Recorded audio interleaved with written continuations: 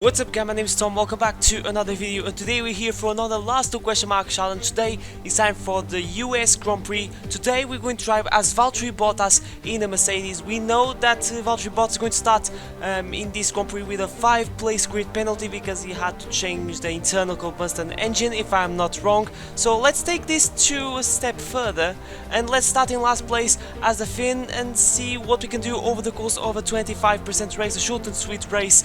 And yeah, if you're new to the channel, make sure to subscribe and make sure to leave a like if you enjoyed this. It really motivates me to make more weekly and fun content in this channel as we are watching Valtteri Bottas, the man himself, the most recent race winner after taking the win at Turkey. We'll see if he's going to win at the USA. I don't know, he won, I think, the last time that F1 raced at Austin, which it was in 2019, 2 years ago. But here we are on the grid as Valtteri Bottas, starting in P20. Strategy-wise is going to be always a simple one, a one-stop strategy.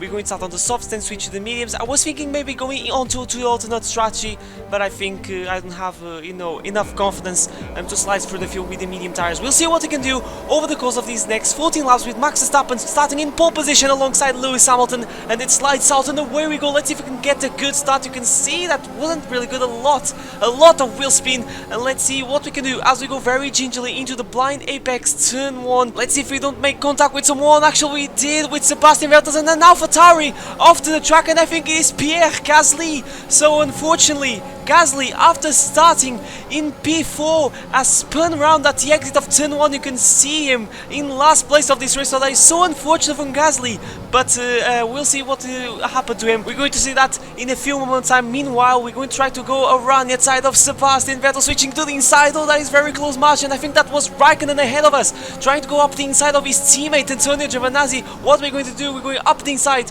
of the Alfa Romeo into the hairpin. Let's make sure that we have a good exit for this straight. We mounted the inside curve and that unsettled pretty badly the car, but thankfully at the end of the day we have a better exit than our compatriot, and we are up into lucky position P13. And I think Vettel might try to make a move on as he's trying to overtake Raikkonen. There he is, up the inside goes Vettel, but what we're going to do, we're going to squeeze him onto the apex to make sure that he doesn't come back. These apex at Kota are a bit deadly, even more with this brand new game. This is actually my first time driving at Kota, so I'm a bit rusty, and it's been a while since I played F1 2021 because lately I've been super busy with my things, university. But anyway, I'm not here to talk about that as we're getting really close to Antonio Giovinazzi. Look how much momentum we managed to carry through the flat right hand, and there he is around the outside, but unfortunately it is an illegal overtake. I gotta say, fair enough, Michael Massey. I was exploiting too much the track limits, but what I'm going to do, around that side through the last corner, plus the amazing straight line speed from the Mercedes, and we are up into P12. The Mercedes has been looking strong during this weekend. I'm recording this just before practice 3, but it seems that things might be more favorable to Mercedes in this weekend. We'll see Gasly start. We're going to see Gasly start, and you can see that it was a great one already alongside Charles Leclerc, but then into turn 1, oh, he goes straight into Lewis. Gasly, no! What has happened to this man? I think he tried to take out Hamilton because Verstappen was in the lead. I don't know, some conspiracy. Maybe that will happen. I don't know. Sometimes I do some wizardry in this game, and yeah, let's hope that doesn't happen. But that is so good to see. That is Drive to Survive vibes, I want to say. I don't know what I'm saying, but that was so good. That would be so controversial if that was in real life. Anyway, this is still in lap 2. We're catching these guys at the speed of light. George Russell at the moment on the points, up into P9. That man is doing wonders even in the game in that Williams car. As you can see, so much speed that we can carry into the third second. Round the side we go of Esteban Ocon, putting the 4 wheels off to the track, so that should have been illegal. Now around that side we go of Yuki Tsunoda through the last corner. We're just picking places left, right and center, and the car has the downforce, has the speed, has everything, and that's the beauty of being a Mercedes driver. Unless you have your teammate behind that you have to see the position. Anyway, that is not the case today because we're in P10 and smelling the gearbox of George Russell. So we'll see if we can make the move on the guy that is going to replace us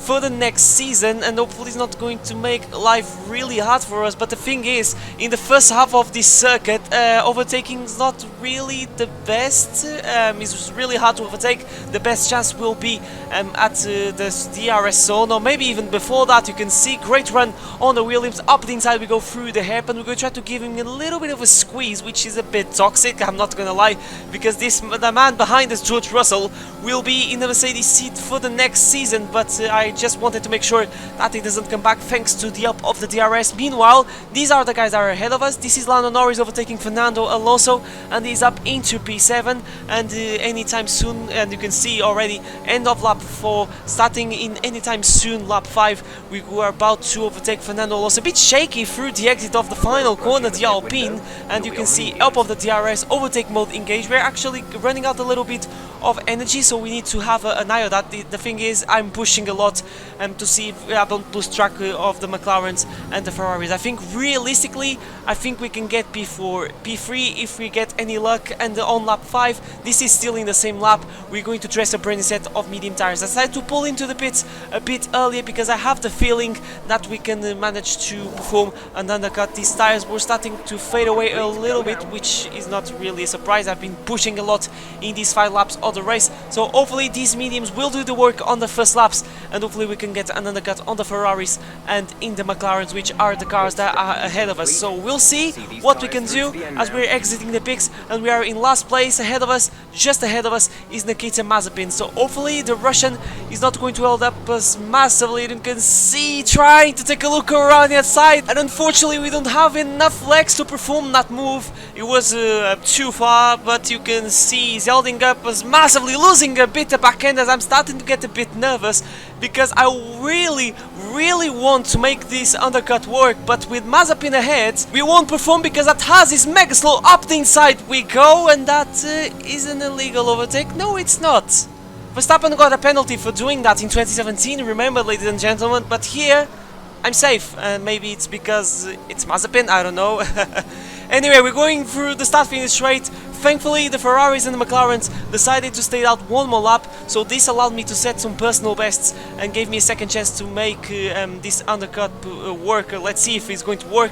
This is not really helping us out with Nicholas Latifi on the last corner. He has DRS thanks to Schumacher. Side by side we go through the start-finish straight. Some guys are making their stops, including Lando Norris, who overtook Norris. However, he's going to have the inside line into the hairpin. You can see we have still managed to Latifi, but thankfully we overtook Lando Norris, and this undercut has worked. Unfortunately, didn't work for everyone because ahead of us we have Charles Leclerc, but I think we're going to overtake Carlos Sainz. Yes, he's still in the pit lane. Then ahead of Sainz is Ricciardo, which is exiting the pits, and he's ahead of Charles Leclerc. And we are not very far away from these guys, so I think we can get P4 in this race. However, you're going to see, first we're going to see Norris that is pulling into the pits. This is the next lap, and I think he's going to change the front wing. Yes, he is going to, and you're going to see in any time to see what happened. This happened in the pit exit, so Norris is exiting the pits with the mediums, and he tried to go up the inside of Latifi, but that contact made him lose a bit of his front wing and carry front wing damage. This is Sergio Perez in the Red Bull, and he did the exact same thing, but this time on Pierre Gasly. So Gasly makes contact with a Mercedes on lap 1, and then he does the same thing on lap 8, but this time is in a Red Bull, so I don't know what Gasly is doing in this race. Great qualifying, but in the race space, racecraft awareness, yeah, it's been an absolutely nightmare of a race for Gasly, making contact first with the Mercedes and the Red Bull.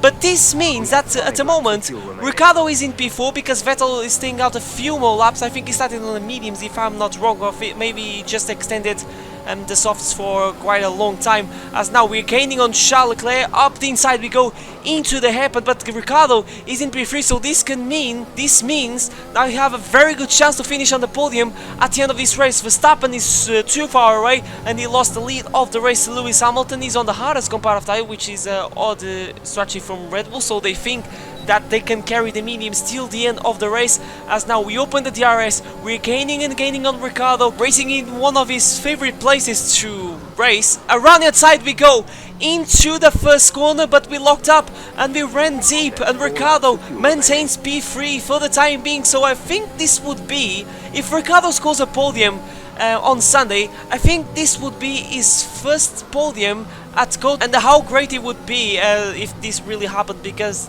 during this weekend he's racing with a special helmet traded to Dale Earnhardt, so that would be great for Ricciardo. He really loves this place. It would be a magical weekend for the McLaren driver, but I really want this podium. It's been a while since I finished on the podium on the last question mark challenge, and we have a very good chance. We have the DRS, we have enough battery. Actually, battery we're kind of short, but this should be enough to overtake the McLaren. So gaining slipstream plus DRS plus overtake mode, which actually we are running out. Ricciardo is going defensive, so this will force us to go around the outside. We brake at the same time. Ricciardo mounts the inside curve, and who's going to be better in traction? We are kind of equal, but now we're going to give him a bit of a squeeze in that corner, so much that this will allow maybe Charles Leclerc to make a move on the McLaren, which he doesn't manage to do that, and Leclerc is still down in P5. This is our teammate Sergio Perez on lap 12, and he goes round the outside of Esteban Ocon. So it's been a dreadful afternoon for Sergio Perez.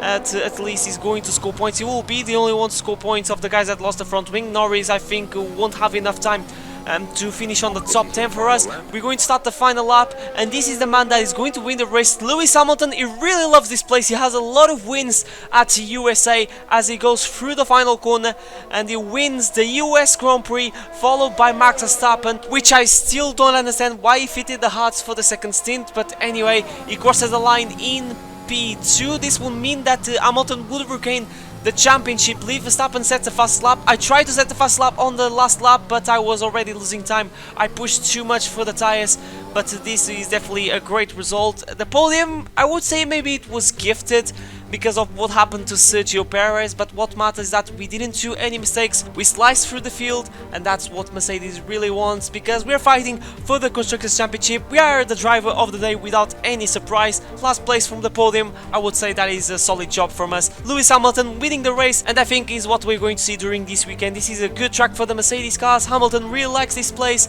so I think it's going to be maybe a bit of a damage limitation race for Red Bull, I want to say, but you never know what can happen in this sport. Let me know your predictions in the comment section below. Maybe you guys can do some wizardry, I don't know, but just imagine that lap 1 incident with Gasly, and it turns out that actually Gasly does that in real life, but he takes out Hamilton. That would be so dramatic, so controversial. But anyway, if you reach here, thank you so much for watching. Make sure to subscribe, leave a like if you enjoyed it. Really motivates me to make more. Make sure to join the family. You're going to have an absolutely banger of a time. But that has been me for today. My name is Tom, and I'll see you guys for a brand new video next time. But for now,